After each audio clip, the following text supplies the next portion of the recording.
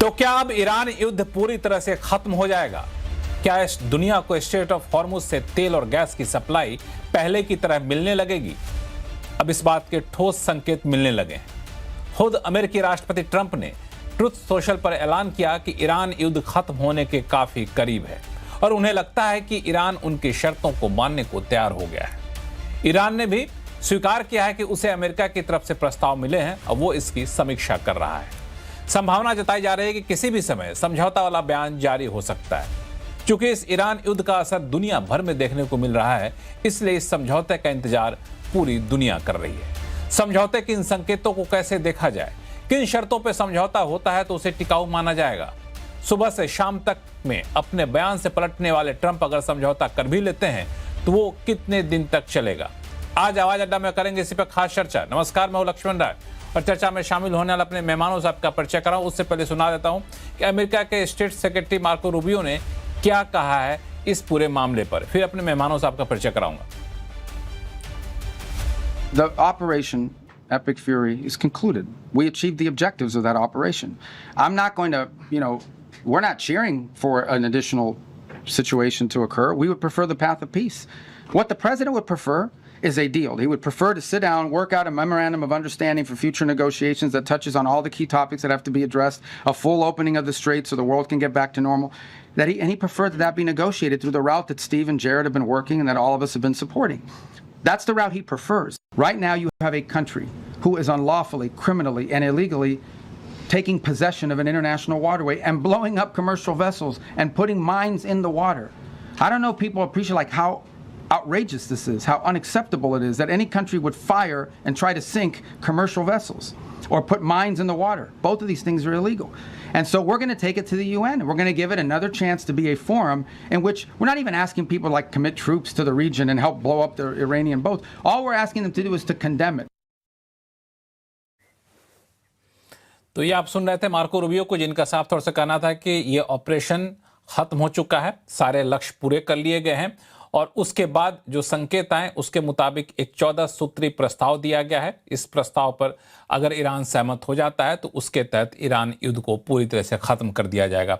उस 14 सूत्री प्रस्ताव क्या है, क्या छन के जो खबरें आ रही हैं वो कितनी टिकाऊ हैं, इस पर आगे चर्चा करेंगे। लेकिन सबसे पहले मार्को रूबियो को इस बयान को कैसे देखा जाए, इस पर चर्चा की शुरुआत करेंगे। हमारे साथ हैं पूर्व डिप्लोमेट एम्बेसडर प्रभु दयाल साहब हैं, स्ट्रेटेजिक अफेयर्स एक्सपर्ट कमर आगा साहब जुड़ेंगे, जेएनयू के स्कूल ऑफ इंटरनेशनल स्टडीज से प्रोफेसर स्वर्ण सिंह साहब जुड़ रहे हैं और लंदन से वरिष्ठ पत्रकार नरेश कौशिक साहब हमारे साथ जुड़ चुके हैं। आप सही मेहमानों का बहुत बहुत स्वागत है हमारे शो में। एम्बेसडर दयाल, सबसे पहले मार्को रूबियो का बयान आपने सुना, उन्होंने साफ तौर से ऐलान कर दिया कि ऑपरेशन खत्म हो चुका है, अपने लक्ष्य को पूरा कर लिया गया है। तो क्या माना जाए, युद्ध खत्म होने का ऐलान इसे माना जाए या नहीं? देखिए, सबसे पहली बात तो ये है कि हमें देखना होगा कि ईरान की तरफ से क्या रिएक्शन आता है। अब ईरान ने जरूर कहा है कि वो जो अमेरिका के प्रस्ताव पे विचार कर रहा है, उसकी समीक्षा कर रहा है, लेकिन ईरान ने ये नहीं कहा है कि उसने इन प्रस्तावों को मंजूर कर लिया है। अब ये देखिए, ये एक 1 पेज मेमोरेंडम है जिसमें 14 पॉइंट्स हैं और इसमें बहुत से ऐसे हैं जो कि मुझे नहीं लगता कि ईरान को मंजूरी दे देगा। जैसे इसमें एक बड़ा इंपॉर्टेंट पॉइंट है कि ईरान अपनी यूरेनियम एनरिचमेंट को पूरी तरह बंद कर देगा और इसी की वजह से जब वो ऐसा करेगा तो यूनाइटेड स्टेट्स सैंक्शंस जो लगाए हुए हैं ईरान पे वो हटा देगा और ईरान के फ्रोजन फंड्स को रिलीज कर देगा। तो क्या ईरान इस शर्त को मानेगा कि वो यूरेनियम एनरिचमेंट बंद कर दे? मुझे नहीं लगता है, क्योंकि ईरान तो बार बार ये कहता रहा है कि हमें ये पूरी तरह से नामंजूर है।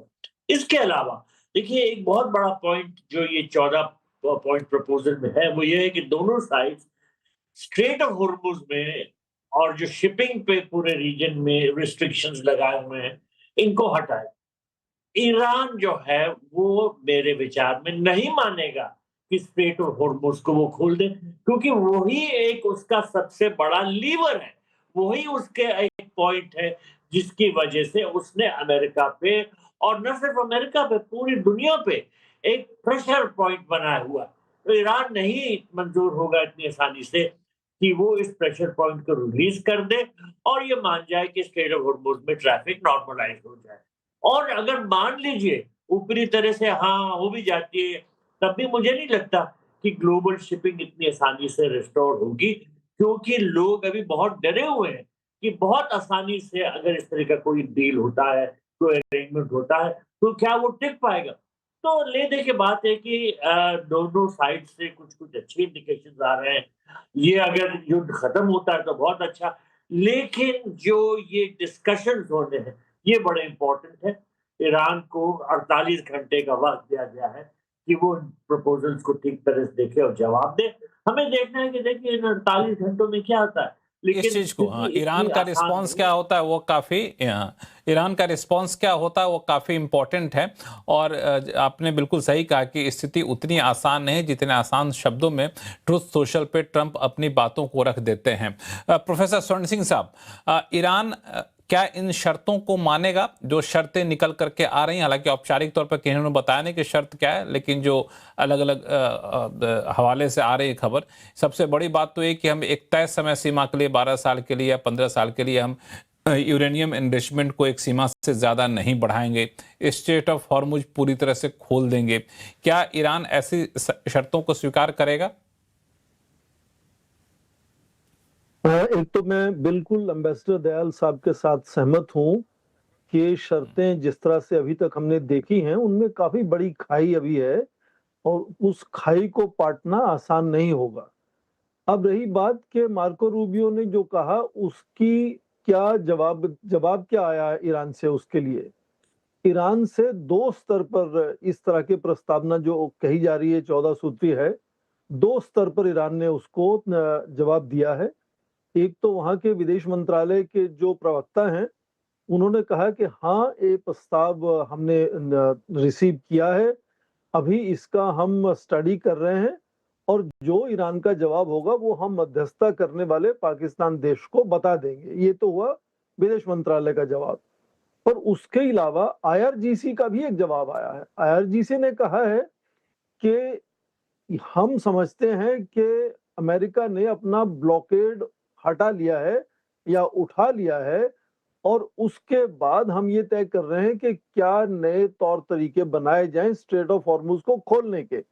तो ये दो स्तर पर भी ईरान की तरफ से कुछ जवाब आया है। पर जो शर्तें दोनों तरफ से रखी जा रही हैं, मुझे नहीं लगता है कि वो इतनी जल्दी, जैसे मार्को रूबियो कह रहे हैं कि युद्ध समाप्त होने वाला है, जब हो गया है।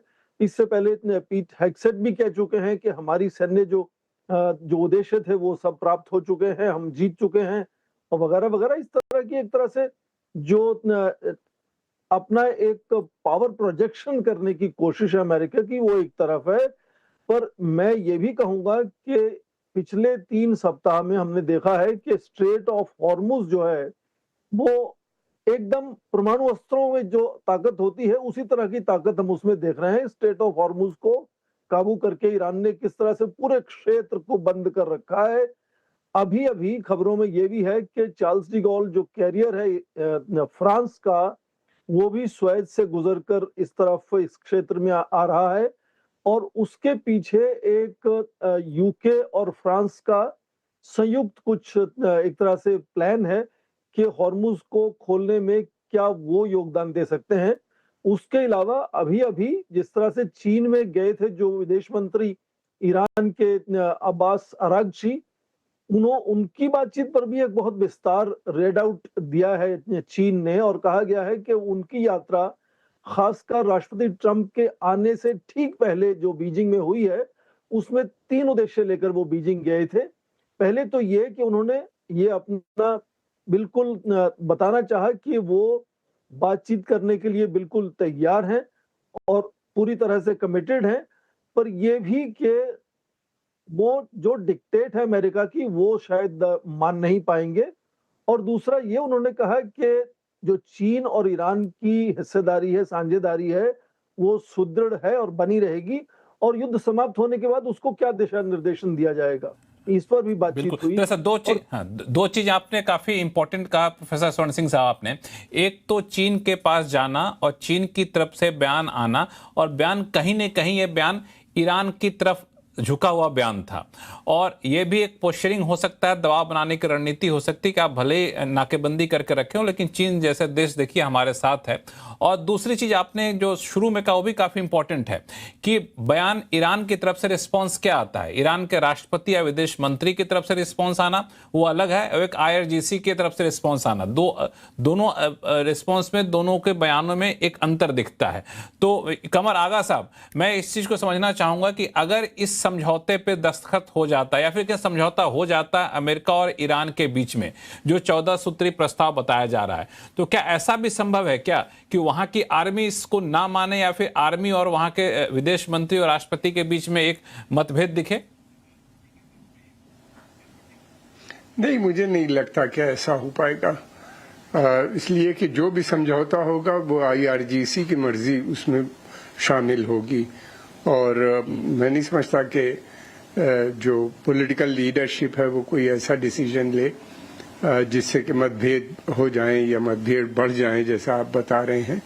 इस तरह की बात की उम्मीद नजर नहीं आती और मुझे लगता है कि ईरान की जो बेसिक स्ट्रेटजी है वो ये है कि उनको दो चीज लगती है। एक तो वो ये देख रहे हैं कि अमेरिका बहुत लंबे समय तक युद्ध में नहीं इन्वॉल्व हो सकता, युद्ध की जो कॉस्ट है वो बहुत हाई होती जा रही है केवल डिप्लॉयमेंट से, और दूसरी बात ये कि तेल की सप्लाई डिस्टर्ब्ड है और इस डिस्ट्रप्शन की वजह से कीमतें लगातार बढ़ रही हैं जिससे सारी दुनिया की इकोनॉमी पे है और अमेरिका के ऊपर इस समय सभी का प्रेशर है। तीसरी चीज वो ये भी देख रहे हैं कि वो ये भी बार बार कहते हैं कि भाई अगर हमारा तेल नहीं जाएगा तो हम औरों का भी तेल नहीं जाने देंगे, और अगर इस दफे हमारे ऊपर अटैक हुआ तो हम ऑयल इंस्टॉलेशंस जो हैं उस क्षेत्र में अरब देशों के उसको टारगेट कर सकते हैं। और ये जो बातचीत में तेजी आई है वो मैं समझता हूँ कि जो फुजैरा में कल या परसों जो अटैक हुआ था उसके बाद से अमेरिकन डर गए हैं। डर क्या गए हैं, उनको ये समझ में आ गया है कि ईरान ऐसा कर सकता है, अगर ऐसा हुआ तो 20% तेल तो कई साल तक मार्केट में ही नहीं आएगा। ईरान के पास काफी जो है उनका काफी नुकसान हो चुका है, बुरी तरह से उनकी इकोनॉमी कमजोर है, उनके यहाँ जो है डैमेज भी बहुत हुआ है प्रॉपर्टीज का, और फिर उसके अलावा उनके आर्मी मिलिट्री हर चीज पे तो अटैक हुआ है, उनके सिविलियन असेट्स जो हैं, इकोनॉमिक एसेट्स, मिलिट्री एसेट्स सबको इन्हीं ने टारगेट किया है। लेकिन एक चीज है, वहाँ की जनता यूनाइटेड है, लेकिन जनता यूनाइटेड है, लेकिन जिस तरीके का नुकसान है वो चाहती है कि सैंक्शन, वो चाहती है कि ये मसला हल होना चाहिए हमेशा के लिए। ईरान में नेशनलिज्म बहुत डीप रूटेड है। हमने इराक वार में भी देखा था, जब इराक ने ईरान पे अटैक किया था 8 साल तक सब ने मिल के लड़ाई लड़ी थी।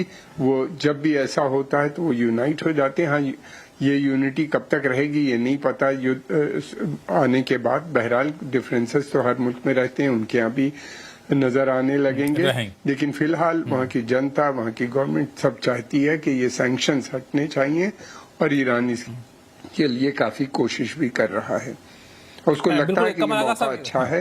हाँ। और कमर आगा साहब एक सवाल और फिर मैं जाऊंगा नरेश कौशिक साहब के पास कि आपने कहा कि वहां पे नुकसान काफी हो चुका है और जनता भी यूनाइटेड है, इसका हल होना चाहिए। क्या यही वजह है कि हो सकता है कि ईरान उन शर्तों को मान ले जिसके तहत स्ट्रेट ऑफ हॉर्मुज पूरी तरह से खोल देना होगा, आपको कोई कंट्रोल नहीं रखना पड़ेगा, यूरेनियम इनरिचमेंट आप एक तय सीमा से ज्यादा 10 साल 15 साल तक नहीं बढ़ाएंगे, ऐसी शर्तों को भी ईरान मान लेगा, आपको लग रहा है? भाई यूरेनियम के लिए वो पहले से कह चुके हैं, वो तो यूरेनियम के लिए तो बार बार कह चुके हैं कि भाई हम इसको डाइल्यूट कर लेंगे, हम इसको, एक प्रपोजल ये भी है रशिया का, तब भी तो 60% प्लस तक जा चुके थे अमेरिका पे फिलहाल जी, तब भी तो 60% प्लस तक जा चुके, वो जो है हाँ जा चुके हैं, उसको डाइल्यूट किया जा सकता है, 3.5 के करीब लाया जा सकता है जैसे पहले हुए थे। IAEA की निगरानी में होगा जो भी काम होगा, इसलिए कि ईरान जो है वो NPT nuclear non proliferation treaty का मेंबर है।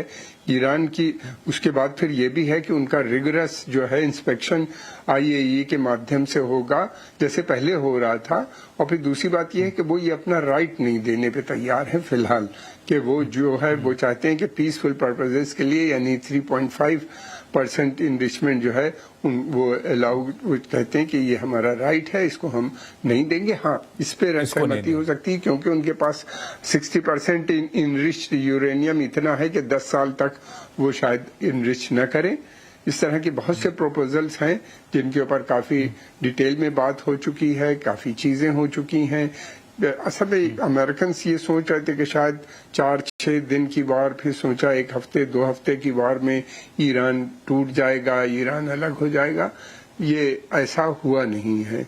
अब दूसरी बात ये भी है कि उसके नतीजे तो और ज्यादा बुरे उनको लगे, लेकिन ये है कि अब फर्दर अमेरिकन्स भी चाहते हैं कि किसी भी सूरत से बातचीत हो, मसला खत्म हो। इलेक्शन भी उनके यहाँ नवंबर में ड्यू है और अमेरिकन इकोनॉमी भी कमजोर है। इससे कि इतनी बड़ी इकोनॉमी है, अगर इसी तरह चलता रहा और डिप्लॉयमेंट अकेला जो है इसमें पर डे का खर्चा millions of dollars per day सिर्फ डिप्लॉयमेंट पे उनका खर्चा आ रहा होगा। जो वार में डैमेजेस हुए हैं, ये 25 बिलियन कहते हैं लगातार, वो भी बढ़ते जा रहे हैं। और सारी दुनिया, भारत के लिए भी एक बड़ी समस्या बनी हुई है। मैं समझता हूँ सभी को एक बात, दोनों देशों के ऊपर प्रेशर डालना चाहिए कि वो बातचीत के माध्यम से मसलों को हल करें। बातचीत ही एक जरिया है और रास्ता, बातचीत ही एक जरिया है। नरेश कौशिक साहब, एक सवाल कि अचानक से ये ऑपरेशन फ्रीडम को रोक देना और कहना कि हमारा ऑपरेशन बिल्कुल जो युद्ध का मकसद था पूरा हो गया है, ये क्या संकेत देता है?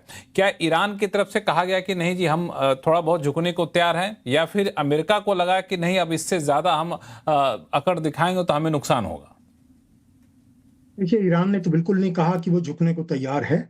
और ये दरअसल ट्रंप जो हैं कई बार, अब नहीं कुछ 7-8 बार ये लड़ाई खत्म होने की घोषणा कर चुके हैं, कह चुके हैं कि हम जीत चुके हैं और ये लड़ाई खत्म हो गई है। ये बात भी कई बार कही जा चुकी है अमेरिका के अधिकारियों द्वारा। कल जो बयान आपने मार्को रूबियो का जो दिखाया है व्हाइट हाउस में, ये उन्होंने कहा है कि लड़ाई तो खत्म हो गई है।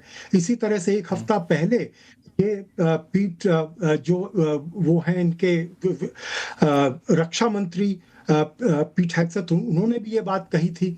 लेकिन वो उसके पीछे एक और वजह है, वो जो 60 दिन का जो कानून है जिसके अंतर्गत आप लड़ाई को बिना कांग्रेस के अप्रूवल के 60 दिन से ज्यादा नहीं जारी रख सकते हैं, वो भी एक संदर्भ है। लेकिन सच बात यह है कि ट्रंप बार बार अपनी बात से मुकरते रहे हैं। वो बार बार प्रेशर डालने की कोशिश करते हैं अमेरिका पर, लेकिन उनको यू टर्न करना पड़ता है। अभी उन्होंने सोमवार को ये जो ऑपरेशन फ्रीडम नाम से जो ये नया ये कहा था कि हम जो है हमारी सेना जो है, नौसेना जहाज जितने भी टैंकर फंसे हुए उनको निकालेंगे। कोई टैंकर नहीं निकला, बल्कि पहले ही दिन ईरान ने यूएई पर बड़ा हमला किया, तो उसके 1 दिन के बाद ही उनको ये वापस लेना पड़ा। और सच बात ये एक तरफा बयान है। ईरान ने ये जरूर कहा है कि हमारे पास एक ये आया है, लेकिन ईरान में जो लोग मैटर करते हैं उन्होंने 2 बातें कही हैं। एक तो IRGC का स्टेटमेंट जो आपने देखा, उसमें एक जो महत्वपूर्ण बात यह है कि हम स्ट्रेट ऑफ हॉर्मुज को अपने हिसाब से, यानी हमारे प्रोटोकॉल के हिसाब से हम खोलेंगे। इसका मतलब ये हुआ कि ईरान कोई समझौता इसमें नहीं कर रहा है।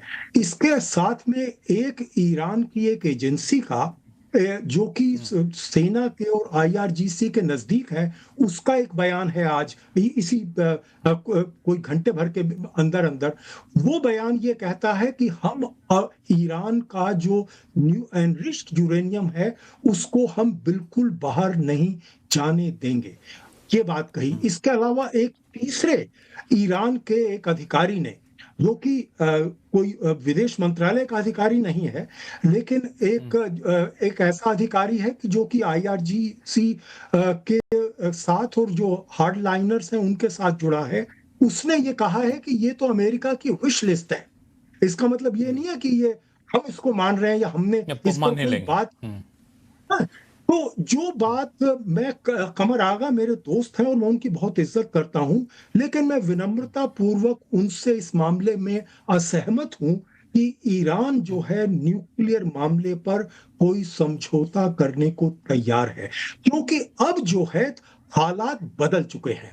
जो बात 28 फरवरी से पहले थी जो ईरान कहता था, अब वो नहीं कह रहा, क्योंकि अब वो बार बार ये कह रहा है कि हम ये जो है अपना ये जो हक है ना केवल इसको जारी रखेंगे, बल्कि हम अपना जो ये न्यूक्लियर एनरिचमेंट है इसको भी हम रखेंगे। और इसके अलावा हम बार बार बात करते हैं 450 किलोग्राम जो 60% एनरिच्ड यूरेनियम है, जिसकी बात ट्रंप बार बार करते हैं, लेकिन इसके अलावा 11 टन यूरेनियम है जो 2% से 20% के बीच ईरान के पास है एनरिच्ड।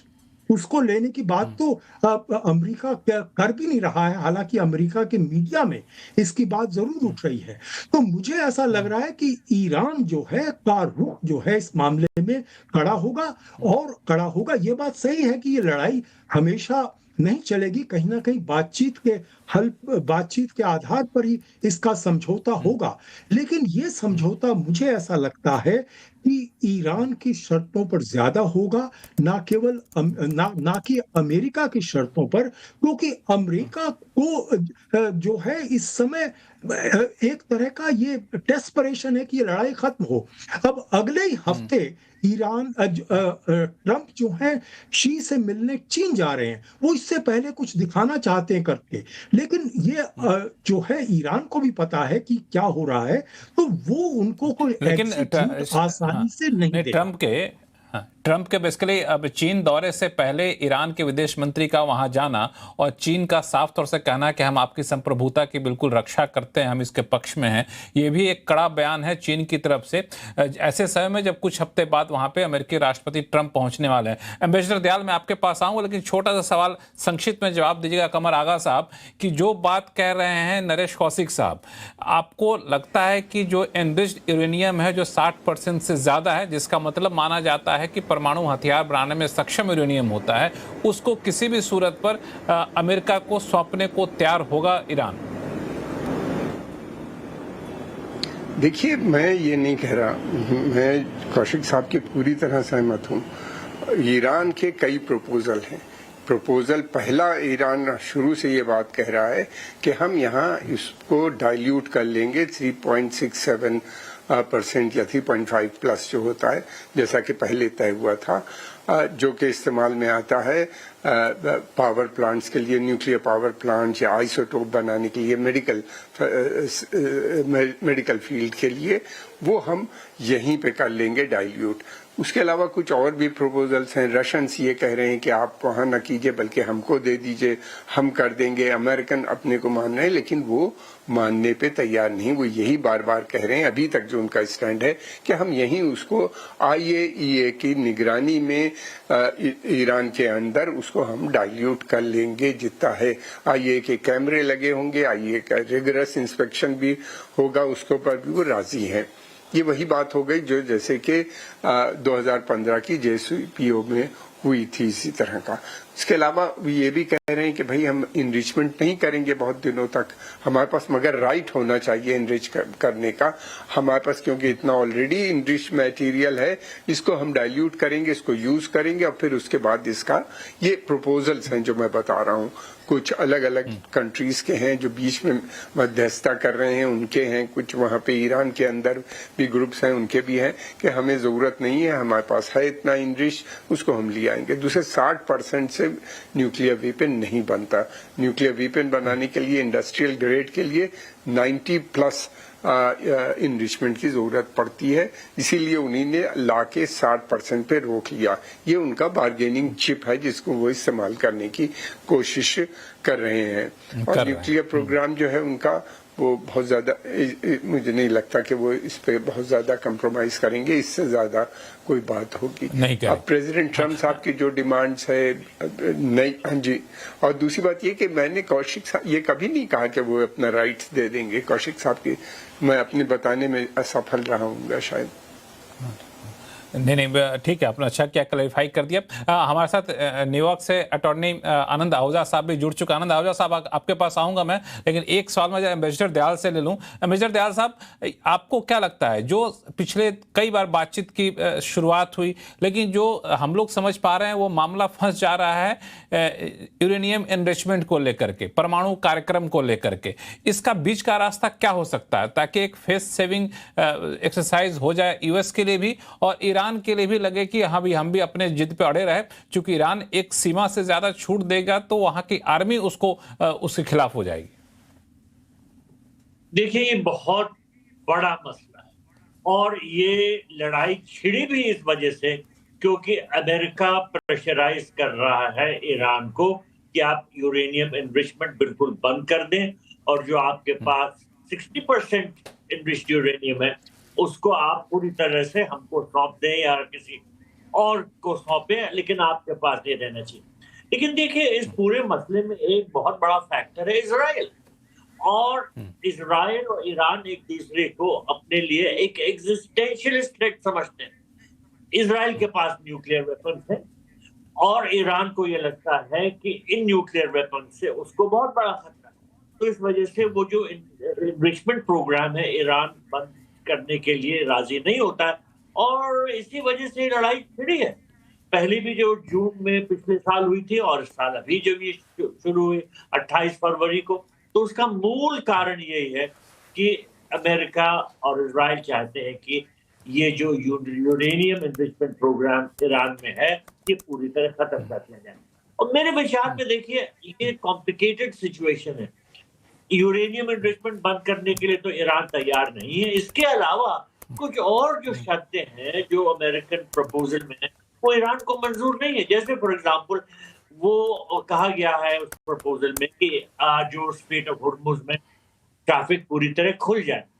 अब ईरान का ये मानना है कि इस पे स्ट्रेट ऑफ हॉर्मुज़ पे जो कंट्रोल वो करने की कोशिश कर रहा है वही उसके पास सबसे बड़ी लिवरेज है, और अगर वो राजी हो जाता है कि ट्रैफिक खुल जाए पूरी तरह तो उसकी जो ये लीवरेज है खत्म हो जाएगी। तो ईरान तो नहीं लगता ये मानेगा कि हम नहीं, मुझे लगता है कि जो अमेरिका स्टेट ऑफ हॉर्मुज पे एम्बेसडर दयाल, पहले भी ईरान का ऐसा कोई कब्जा नहीं था, पहले कोई ईरान ऐसा कोई टोल तो ले नहीं रहा था। वो तो जब अमेरिका की तरफ से नाकेबंदी बढ़ी तो वो एक उस टूल के तौर पर इस्तेमाल किया स्टेट ऑफ हॉर्मुज को कि हम इसको बंद कर रहे हैं और हम लोगों को बार्गेन कर सकेंगे। लेकिन पहले भी ऐसा नहीं था कि उस पर स्टेट ऑफ हॉर्मुज पे ईरान का कोई कब्जा जैसी चीज वहां पे थी। एक बार जरा मैं आनंद आहूजा साहब के पास जाना चाहूँगा। आनंद आहूजा साहब, हम लोग चर्चा कर रहे हैं कि आखिर जो, हाँ सॉरी, कुछ एम्बेसडर दयाल कुछ इशारा कर रहे हैं। हाँ सॉरी, एम्बेसडर दयाल आप कुछ कहना चाह रहे थे। तो भूल जाइए, ये लड़ाई के पहले जो हालात थे वो अब नहीं है, और लड़ाई में ईरान ने ये देखा है कि उसको किस तरह से लीवरेज बढ़ा सकता है, उसको बढ़ाता। नहीं तो आप क्या कह रहे हैं कि लड़ाई खत्म हो जाएगी तब भी स्टेट ऑफ हॉर्मुज ईरान? तो पहले की जो बातें थी इनको आप भूल जाइए। अब जो सिचुएशन है वो ये है कि ईरान जो है वो पूरी तरह से ट्रैफिक को बंद करने की कोशिश कर रहा है, उससे दुनिया का बहुत नुकसान हो रहा है और इतनी आसानी से ईरान जो है ये शर्त को नहीं मानेगा। इतनी आसानी से शर्त को नहीं मानेगा। अटॉर्नी आनंद आहूजा साहब, दो चीजें आ गई अब निकल कर। एक तो एम्बेसडर दयाल जैसा कह रहे हैं कि स्ट्रेट ऑफ हॉर्मुज खोलने वाली जो बात है, जो प्रस्ताव में है, वो उसको शायद ईरान ना माने। और दूसरी चीज कि मैं एक सवाल आपसे पूछूंगा, चूंकि आप अमेरिकी प्रशासन को काफी करीब से देखते हैं, ट्रंप की नीतियों को काफी करीब से देखते हैं। ये ऑपरेशन फ्रीडम का ऐलान किया और ऑपरेशन फ्रीडम को शुरू भी नहीं किया, अचानक से युद्ध विराम का ऐलान कर रहे हैं, वजह क्या रही होगी? लक्ष्मण जी, पहले तो आपने मुझे इतने बड़े महारथियों के साथ पैनल में बैठाते हैं आप, और खासकर प्रभु दयाल जी जो एक तरह के, मैं कहूँगा कि डिप्लोमेसी के एरिया में माइक टाइसन हैं, आप उनके सामने मुझे खड़ा कर देते हैं। उन्होंने हरमोज की बात की तो United Nations Convention on Law of Seas ये कहता है कि जो जितनी भी स्टेट्स हैं, टोटल मेरे ख्याल यूनाइटेड नेशंस की रिपोर्ट के हिसाब से 200 के करीब स्टेट्स हैं, जिसमें 9 मेजर हैं, और 9 में से भी जो 2 मेन जो हैं जिसमें से ज्यादा नेविगेशन होता है वो 2 स्टेट्स हैं। और उसमें बड़ा क्लियर है United Nation convention on Law of Seas के अंदर कि जो स्टेट्स हैं किसी भी कंट्री के अंदर जो पड़ती हैं वो उस कंट्री की मालकियत नहीं है, बल्कि वो नेविगेशन के पॉइंट ऑफ व्यू से वो इंटरनेशनल मानी जाएंगी। मैंने जैसे बोला, मैं प्रभुदयाल जी के सामने जो है वो लेकिन मैं ये सजेस्ट करूंगा कि आप ये United Nation convention on the Law of Seas को ज्यादा ध्यान से देखिए, और खासकर जो उसका आर्टिकल 38 है, आर्टिकल 38 बड़ा क्लियरली कहता है कि ये जो स्टेट जितनी भी हैं वो नेविगेशन पॉइंट ऑफ व्यू से इंटरनेशनल टेरिटरीज, इंटरनेशनल वाटर्स माने जाएंगे। तो अटॉर्नी ईरान का ये आनंद आहूजा कहना, साहब, एक मिनट, आनंद आहूजा से एक मिनट, जरा इशारा कर रहे हैं आप, शायद आपकी बातों से सहमत नहीं है एम्बेसडर दयाल। एम्बेसडर दयाल संक्षिप्त में जवाब दे दीजिए, फिर आनंद आहूजा साहब के पास आता हूं मैं। अरे लक्ष्मण जी, यूनाइटेड नेशंस चार्टर की तो धज्जियां उड़ गई। क्या यूनाइटेड नेशंस चार्टर अलाउ करता है कि आप किसी कंट्री पे अटैक कर दें विदाउट यूएन अप्रूवल? नहीं करता। तो ये यूनाइटेड नेशंस चार्टर कर तो कहीं का नहीं रहा, और इसी वजह से अगर UN Convention on Law Sea उसको नहीं माना जा रहा और ईरान कह रहा है कि वो स्ट्रेट ऑफ हॉर्मुज पे पूरा कंट्रोल करेगा और टोल लगाएगा, हर तरह से ट्रैफिक को बंद करेगा, तो फिर देखिए ये तो वही हुआ कि ना हम आप यूनाइटेड नेशंस को मानेंगे ना आप मानेंगे। तो यूनाइटेड नेशंस चार्टर कहाँ का रहा? मेरे विचार में अब ये सिचुएशन बहुत सीरियस है, और हालांकि ये बहुत अच्छा होगा कि अगर इस पे एग्रीमेंट हो जाए, लेकिन बस मेरा ये कहना है कि इतना आसान नहीं है इन शर्तों को ईरान को मनवाना और युद्ध को बंद करना। मैंने पहले इतना आसान नहीं है। लक्ष्मण जी, मैंने पहले कहा था कि प्रभुदयाल जी हैं वो माहिर हैं, उन्होंने बात को कैसे घुमाया है। ऐसे तो अगर हम यूनाइटेड नेशंस की बात कर रहे हैं कि यूनाइटेड नेशन कितना इफेक्टिव है, या हम ये बात कर रहे हैं हरमुज की। अगर यूनाइटेड नेशंस की बात करेंगे तो कश्मीर का मसला यूनाइटेड नेशन में 75 सालों से फंसा हुआ है। हम मुद्दा क्या है? मुद्दा ये है कि हरमुज जो है, जैसे बाब अल मंदेब एक स्टेट्स है और हरमुज, ये दो मेजर जो हैं स्टेट्स हैं। अगर बाब अल मंदेब जो है वो इंटरनेशनल टेरिटरी मानी जा रही है, तो हरमुज जो है वो इंटरनेशनल टेरिटरी क्यों नहीं मानी जा रही है? बड़े आपके सुलझे हुए पैनलिस्ट बैठे हैं, ये मुझे थोड़ा एजुकेट कर देंगे इस मामले में कि हम इस वक्त मुद्दा क्या है। मुद्दा ये है कि यूनाइटेड नेशंस कितना सक्सेसफुल है या नहीं सक्सेसफुल है, या मुद्दा ये है कि हरमुज जो है वो under United Nation convention on the land of sea में पड़ता है या नहीं पड़ता है? Answer is very simple, yes और नो। हम उसको घुमा क्यों रहे हैं? दूसरी चीज जहां तक आ रही है यूरेनियम के बाद, उसको एनरिचमेंट की बात आ रही है। मैंने आगा साहब ने एक बात कही कि 60% के ऊपर जो है उस पर बम नहीं बनाया जा सकता है। सवाल ये नहीं है कि 60% में बनाया जा सकता है या नहीं है, उस पर भी एक्सपर्ट की डिफरेंट ओपिनियंस हैं। कुछ एक्सपर्ट्स ये कह रहे हैं कि उससे छोटे 10 जो है न्यूक्लियर बम बनाए जा सकते हैं, लेकिन आगा साहब बहुत ही रिस्पेक्टेबल हैं और मेरे से ज्यादा नॉलेज रखते हैं इस मामले में। ये मेरा एरिया ऑफ एक्सपर्टीज नहीं है, तो इसलिए मैं इस पर ज्यादा बहस नहीं करूंगा। लेकिन जहां तक जो मुद्दा अड़ा हुआ है, वो मुद्दा सिर्फ दो चीजों पे अड़ा हुआ है। एक चीज ये है कि जो एनरिच जो यूरेनियम है वो किसको हैंड ओवर किया जाए। जहां तक यहाँ पे रिपोर्ट्स आ रही हैं, वो ये आ रही हैं कि ईरान ये कहता है कि मैं ये 60% जो एनरिच यूरेनियम है वो मैं रशिया को हैंड ओवर करने को तैयार हूँ, जो कि यूनाइटेड स्टेट्स को एक्सेप्टेबल नहीं है। और रशिया भी इस मामले में इसको एग्री करता है कि मैं इसको रखने को तैयार हूँ। दूसरी चीज जो मामला अड़ा हुआ है, जैसे यूनाइटेड स्टेट्स के दो एक्सपेरिमेंट्स हैं, दो एक्सपीरियंसेस हैं। एक लीबिया का एक्सपीरियंस है ये न्यूक्लियर एनरिचमेंट को लेके, और दूसरा नॉर्थ कोरिया का है। नॉर्थ कोरिया के मामले में यूनाइटेड स्टेट थोड़ा लिबरल रहा, उसका रिजल्ट ये हुआ कि नॉर्थ कोरिया ने आज न्यूक्लियर बम बना लिया है। लीबिया के मामले में उस लीबिया में उन्होंने पूरा का पूरा जितना भी उन्होंने एनरिच किया था वो सारा टेक ओवर कर लिया है। अब मामला ये है कि अगर आज ईरान के पास जब न्यूक्लियर बम नहीं है तो उसने इतना खलीफा, इतना गुंडागर्दी मचाई हुई है, अगर उसके पास न्यूक्लियर बम कर को आ जाता है तो क्या करेगा? प्रभुदयाल जी ने बात की कि इजराइल के पास है। क्या इजराइल ने आज तक न्यूक्लियर बम कहीं इस्तेमाल किया है? लेकिन अगर ईरान के पास आ जाता है तो ईरान से खतरा किसको है? अरब कंट्रीज को है। ईरान से खतरा किसको है? इंडिया से है। ईरान से खतरा इतना पाकिस्तान को नहीं है। हम भूल जाते हैं बार बार कि इंडिया में अभी भी ये बहुत सारा एलिमेंट है जो प्रो आईएसएस और प्रो जो है खतरा तो आनंद आहूजा साहब खतरा तो उस देश से भी है जिस देश ने सबसे पहले और सबसे आखिरी देश था जो उसने परमाणु बम का इस्तेमाल किया था। खतरा तो वहां तक भी जा सकता है। लेकिन प्रोफेसर स्वर्ण सिंह एक मिनट से ये 30 सेकंड हर जगह जाता हूँ और यही एग्जांपल देते हैं। प्रभु दयाल जी ने भी इस बात को कई बार कहा कि किसने किया, अमेरिका ने किया। आप बताइए पिछले 50 सालों में, 60 सालों में, 70 सालों में अमेरिका ने क्या दोबारा किया उसको? आप बार-बार अमेरिका का एग्जांपल देते हैं कि अमेरिका नहीं, किसी और देश ने तो नहीं किया। मैंने कब कहा? ये तो लक्ष्मण जी कह रहे हैं। मैंने कब जिक्र किया? नहीं, मैंने सिर्फ इजराइल के न्यूक्लियर वेपन की बात। आज अम्बेसडर दयाल साहब आपको निशाने पर रखे हुए हैं, अटॉर्नी साहब। ठीक है, मैं आऊंगा जरा प्रोफेसर स्वर्ण सिंह साहब कुछ बोलना चाहते हैं बहुत देर से।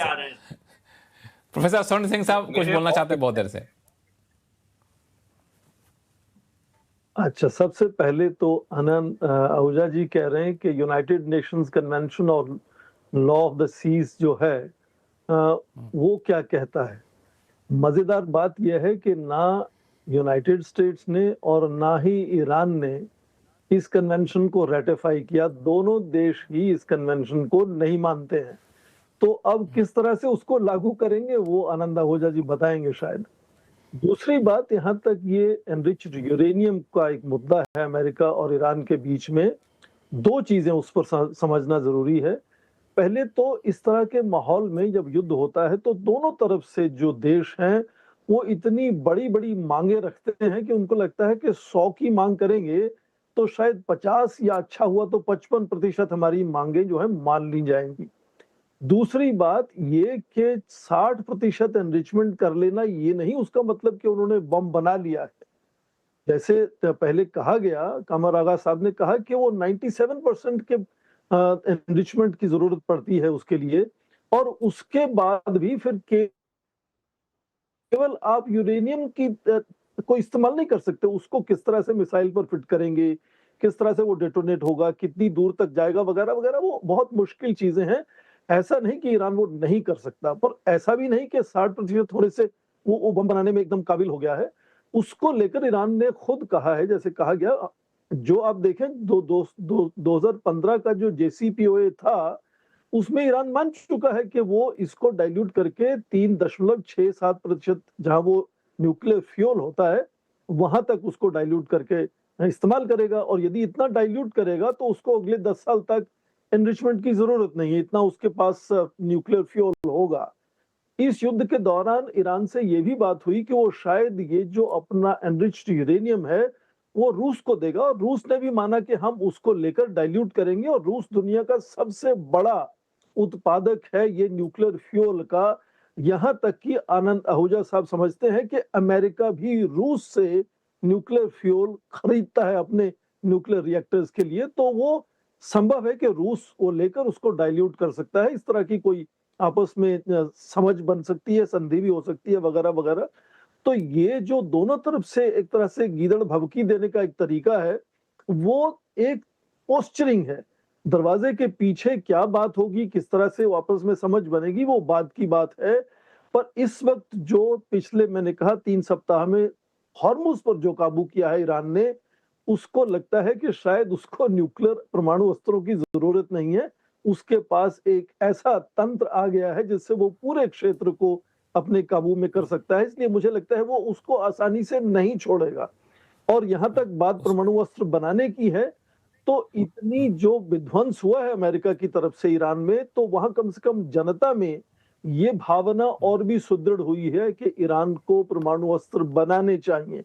और आखिरी बात कि यदि आप देखें कि पिछले 80 वर्षों में किस देश ने सबसे ज्यादा सैन्य बल का इस्तेमाल किया है दुनिया भर में जाकर, विनाश किया है, और किस देश पर अंकुश लगाने की आज जरूरत है, वो मुझे लगता है उसमें कोई कंफ्यूजन नहीं है। वो एक ही देश है। आनंद आहूजा जी उस देश से हैं और अच्छे से उसको जानते हैं। तो किस पर अंकुश लगना चाहिए ये अपने आप में एक विपास एकदम डिबेटेबल है। चूंकि मैं तो जा रहा था ब्रेक पे, लेकिन आनंद आहूजा पे आपने टॉस कर दिया। तो आनंद आहूजा साहब संक्षिप्त में जवाब दे दीजिए, फिर हम ब्रेक पे जाएंगे। ब्रेक के बाद लौटेंगे तो बाकी मेहमानों के पास जाऊंगा। मैं सिर्फ आपके पैनलिस्ट से एक सवाल पूछना चाहूंगा पहली चीज हम्म। कि आपके जो ईरान का जो न्यूक्लियर प्रोग्राम है, उसका जो है जन्मदाता कौन है? क्या पाकिस्तानी साइंटिस्ट जो हैं, उन्होंने ही ईरान के अंदर ये न्यूक्लियर प्रोग्राम को एस्टेब्लिश नहीं किया है? और अगर किया है, तो आप हिंदुस्तान में रहते हुए ईरान से कितना अपने आप को महसूस करते हैं? दूसरी चीज़ आपने कहा कि यूएसए के ऊपर जो है अंकुश लगाना चाहिए। अगर आप यूएसए पे अंकुश लगाते हैं, तो आप चाइना को एक सुपर पावर बनाने की कोशिश कर रहे हैं और आप हिंदुस्तान में रहते हुए चाइना को सुपर पावर बनते हुए अपने आप को कितना सेफ महसूस करते हैं? ये मेरा सवाल आपके सारे पैनलिस्ट से हैं। अगर आप मुझे इसका ठीक है, जवाब दे आपका देंगे, आपका तो मैं नहीं, बिल्कुल आपके दोनों सवालों का जवाब मिलेगा। छोटा साहब ने दो मुद्दे उठाए थे कि एक ईरान को लेकर के कि परमाणु यूरेनियम जो है, यूरेनियम उनके पास रखा जाए या फिर दूसरे देशों को सौंपा जाए, जो 60% से ज़्यादा एनरिच यूरेनियम है, तो उसको लेकर इन्होंने अपनी राय रखी। दूसरा ये कि ऐसे माहौल में चाइना को मजबूत करना कितना समझदारी होगा। तो इस पर उन्होंने कहा कि बाकी पैनलिस्ट हमारे अगर इस पर अपना सवाल उठाया था वो जवाब दे पाए तो बेहतर होगा। तो मैं इस सवाल का जवाब शुरुआत करता हूं नरेश कौशिक साहब आपसे, फिर बाकी मेहमानों के पास आऊंगा।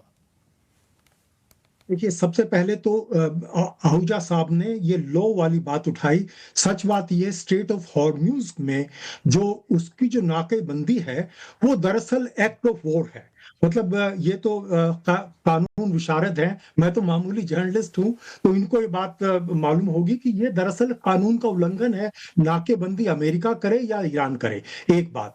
दूसरी बात उन्होंने उठाई कि ईरान का जो परमाणु कार्यक्रम है ये किसने शुरू किया? दरअसल ये तो एटम्स फॉर पीस के तहत सबसे पहले अमेरिका ने एनरिचमेंट की टेक्नोलॉजी दी थी रजा पहलवी को, जो कि शाह ऑफ ईरान थे। उसके बाद ये सही है कि न्यूक्लियराइजेशन के लिए पाकिस्तान की मदद ली गई थी। ईरान ने जब इराक के साथ उसकी लड़ाई चल रही थी तब उन्होंने ऐसा किया था। और उसमें जो है जो AQ खान जो हैं उन्होंने बड़ी भूमिका निभाई थी। लेकिन इसके साथ साथ पाकिस्तान की जो सैनिक सरकार थी, उसके जो नेता जियाउल हक थे, उन्होंने उसकी मंजूरी दी थी। यानी AQ खान ने ये अपने आप नहीं किया था, पाकिस्तान के स्टेट ने ईरान की उस मामले में मदद की थी।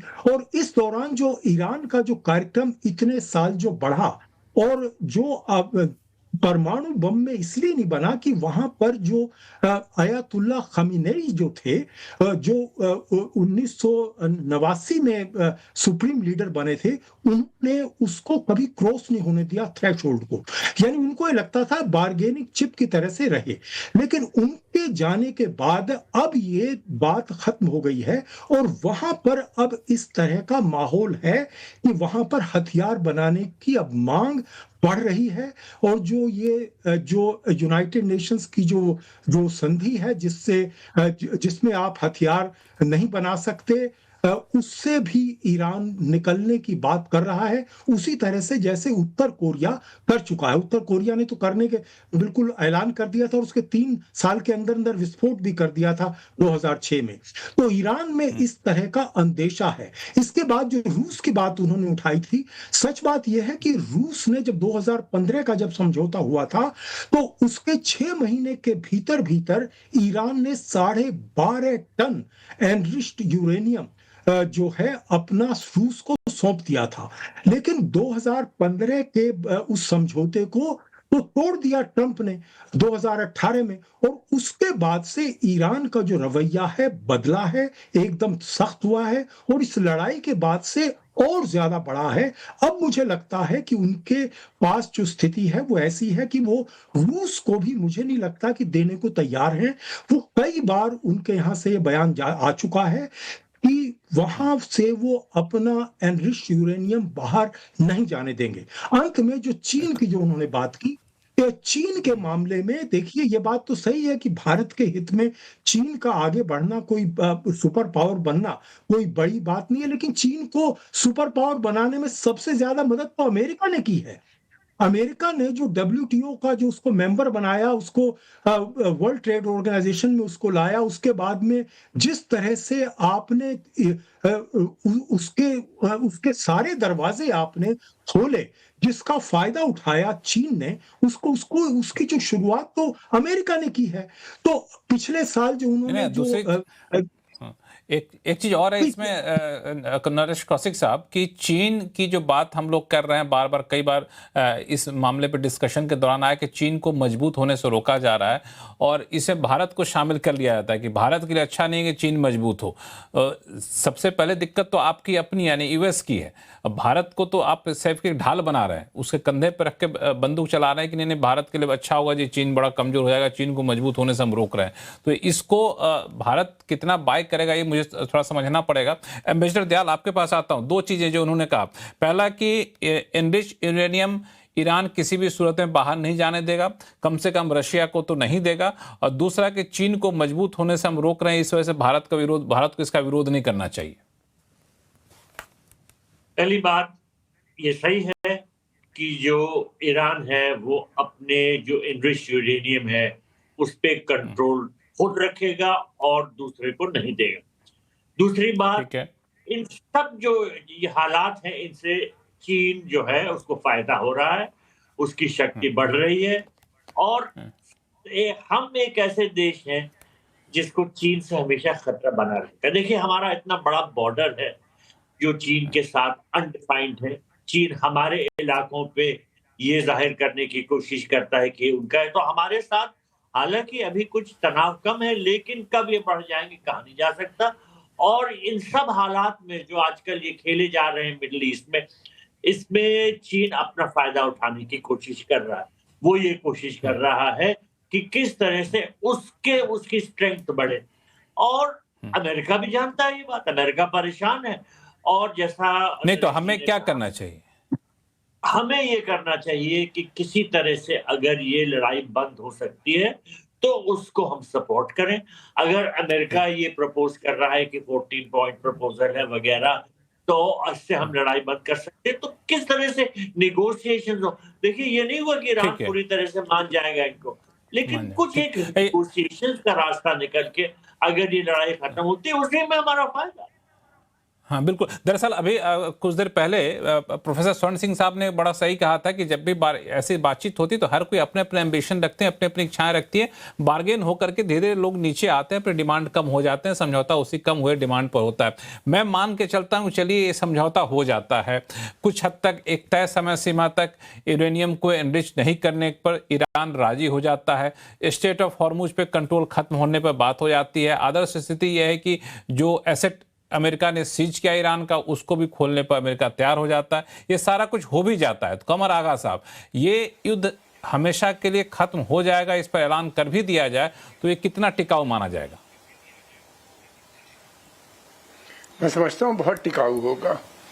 और देखिए ईरान आखिरी कंट्री होगा जो युद्ध में जाए, इसलिए कि उसका जितना नुकसान युद्ध से हो रहा है इतना किसी का नहीं हो रहा है। उनकी बेसिक जो दो पॉलिसी है, एक तो बेसिक पॉलिसी सेल्फ रिलायंस की है कि सेल्फ रिलायंस हम हर चीज बनाएंगे और उन्होंने बना के भी दिखा दी, डिफेंस सेक्टर में भी और दूसरे सेक्टर्स में भी जितना पॉसिबल हो सकता है सैंक्शन के दौरान उन्हीं ने उस पर काम किया, साइंस एंड टेक्नोलॉजी वगैरह में।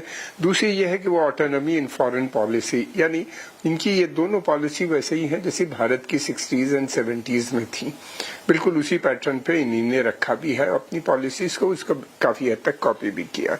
सबसे बड़ी बात यह है कि ईरान, तीसरी एक चीज ये भी है कि ईरान न तो चाइना के साथ पूरी तरीके से जुड़ना चाहता है न रशिया की तरह, वो अपनी इंडिपेंडेंट फॉरेन पॉलिसी पे एम्फेसिस करता है, इसीलिए वो और भारत से वो कभी लड़ाई नहीं लड़ेगा। इसीलिए कि उसने शुरू से चाहता था कि चाबहार जो है भारत डेवलप करे ताकि इंडिया एक ऐसा देश है जो चाइना को काउंटर बैलेंस कर सकता है उनके लिए क्या कहते हैं ईरान के लिए। इसलिए वो चाहता है कि चाइना भारत जो है उनके साथ रहे, भारत से अच्छे संबंध, और भारत भी ईरान को कभी नहीं छोड़ेगा। भारत ये कभी नहीं चाहेगा कि पाकिस्तान, ईरान और टर्की दोबारा से ये एक एक्सिस बन जाए जो भारत के लिए, जैसा कि कोल्ड वॉर पीरियड में सेंटो में थी, तो भारत भी नहीं चाहेगा कि ये छोड़े। भारत के घनिष्ठ संबंध अरब देश से हैं, जहाँ से हमारे इन्वेस्टमेंट आता है, जहाँ से सारी चीजें आती हैं। भारत खुल के यूएई को सपोर्ट कर रहा है। भारत का मानना ये है कि यूएई एक विक्टिम है, वहाँ पे इतना ज्यादा उनकी क्षति पहुंची है, हमारा इन्वेस्टमेंट वहाँ से आता है, हमारी चीजें आती हैं। इस युद्ध में मुझे नहीं लगता कि बाद में ऐसा रहेगा। भारत ने के जो प्रधानमंत्री श्री मोदी जी ने पेशेशगियान यानी ईरान के जो राष्ट्रपति हैं उनसे भी बात की, हमारे फॉरेन मिनिस्टर ने 2 बार उनसे बात कर चुके हैं, तो हमारा उनसे कम्युनिकेशन हम लोग भी चाहें कि अपना कम्युनिकेशन बना रहे और रिश्ते बेहतर हो, कि कारोबार के लिहाज से भी बेहतर हो। चूंकि समय कम इसलिए बीच में रोक रहा हूँ, संक्षिप्त में जवाब दीजिएगा प्रोफेसर स्वर्ण सिंह साहब। ये बातचीत अगर हो जाती है, समझौता हो जाता, तो आपको क्या लगता है कितना टिकाऊ होगा ये? मुझे नहीं लगता ये बहुत टिकाऊ होगा, क्योंकि जो परेशानी राष्ट्रपति ट्रंप या अमेरिका को ईरान से है वो ये कि इस क्षेत्र में ईरान शायद अब अकेला देश बचा है जो उनका पिछलग्गू नहीं है, और वो एक तरह से जो अंतर्राष्ट्रीय स्तर पर उनकी प्रतिस्पर्धा है बड़े देशों के साथ, चाहे वो रूस के साथ हो, चीन के साथ हो और भविष्य में शायद भारत के साथ भी होगी, उसमें ईरान उनकी आंख में खटकता रहेगा, इसमें कोई दो राय नहीं है। पर उससे क्या होगा, युद्ध के समाप्त होने से मुझे लगता है कि ईरान की जो मंशा है कि उनकी जो इस्लामिक क्रांति है वो पूरे जो शिया समाज है, चाहे वो दक्षिण लेबनान में हो, पाकिस्तान में हो, यमन में हो, इराक में हो या ईरान में हो, पूरे शिया समाज का नेतृत्व वो फिर से सुदृढ़ करना चाहेगा, क्योंकि उसको लगता है कि ये उसकी सबसे बड़ी एक तरह से जो है वो की टू सक्सेस एक तरह से हो सकता है। तो वो मुझे लगता है उसकी एक बार फिर से शुरुआत होगी। वो इसलिए भी क्योंकि अब जो नया नेतृत्व उभर कर सामने आया है वो शायद और भी कट्टर नेतृत्व है, उस तरह की सोच को लेकर। तो जो राष्ट्रों में बढ़ता समाज था, जो राष्ट्रों में बढ़ता हुआ शिया समाज था, मुझे लगता है युद्ध समाप्त होने के बाद वो फिर जुड़ेगा आपस में। बिल्कुल। एक संक्षिप्त 15 सेकंड में अटॉर्नी आनंद आहूजा साहब, कि ट्रंप के बारे में कहा जाता है सुबह से शाम तक में इनके ट्रूथ सोशल का बयान पलट जाते हैं। अगर बातचीत हो जाती है, युद्ध खत्म होने का ऐलान हो जाता है, तो उस पर टिके रहेंगे, इसकी संभावना कितनी है? मेरे हिसाब से मैं तो बड़ा ऑप्टिमिस्टिक हूँ। मेरे हिसाब से अगर ये युद्ध विराम हो जाता है और इनके आपस में कोई सेटलमेंट हो जाती है तो ये एक परमानेंट पीस रहेगी मिडल ईस्ट के अंदर। आपने कहा कि अगर हम देखें पिछला हिस्ट्री के एग्जांपल लेके देखें तो किसी जमाने में जापान और यूएसए, एक्चुअली यूएसए ने जो बम गिराया वो हिरोशिमा नागासाकी पे गिराया जापान के ऊपर। आज जापान और यूएसए एलाइज हैं। ईस्ट जर्मनी और वेस्ट जर्मनी, हम लोग भी यही चाहेंगे कि अगर युद्ध विराम का ऐलान होता, युद्ध खत्म होने का ऐलान होता, तो लंबे समय तक चले, स्थायी तौर पर रहे, क्योंकि पूरी दुनिया इससे परेशान है। आप सही मेहमानों का बहुत बहुत धन्यवाद अपना कीमती समय निकालने के लिए। आवाज अड्डा में फिलहाल इतना ही। देखते रहिए CNBC आवाज। नमस्कार।